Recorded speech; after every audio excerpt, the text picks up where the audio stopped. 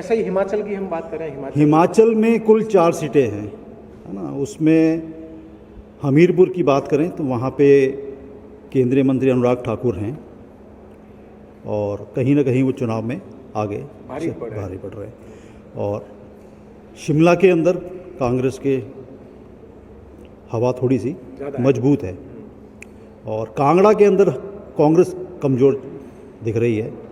और मंडी जो लोकसभा क्षेत्र है वहाँ पे कंगना रनौत लड़ रही हैं और उनके सामने राज परिवार के विक्रमादित्य हैं।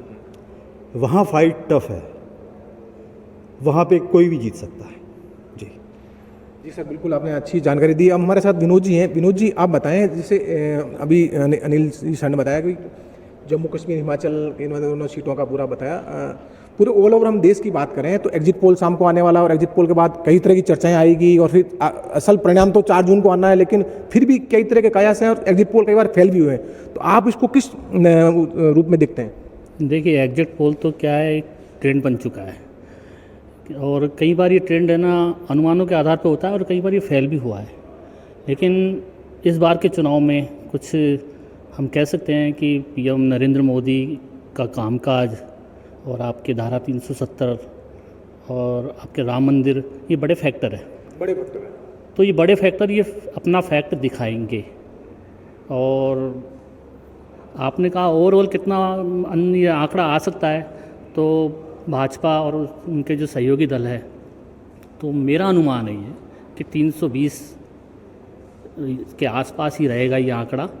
और जो 400 की बात की जा रही थी, 400 के पार, तो वो एक तरह से अभी कहना जल्दीबाजी रहेगी। ऐसा भी हो सकता है कि कई रिजल्ट जो हमें चौंका सकता है या कई तरह की जैसे कयास लग रहे हैं कि रिजल्ट कई बार बिल्कुल जो एग्जिट पोल आने वाला उससे बिल्कुल उलट भी आ सकते हैं। बिल्कुल, एग्जिट पोल कभी भी एग्जिट नहीं रहे हैं।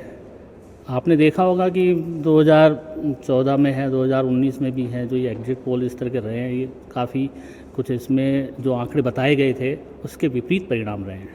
तो अब जो अनुमान लगाया जा रहा है कि भाई भाजपा और आपके इंडिया जो गठबंधन है, तो ये कहना भी बिल्कुल मेरे हिसाब से तो ये कहना भी कोई अतिशयोक्ति नहीं होगी कि इस बार इंडिया गठबंधन के जो सहयोग, इंडिया गठबंधन के जो दल है, उन्होंने भाजपा को सोचने पे मजबूर तो किया है।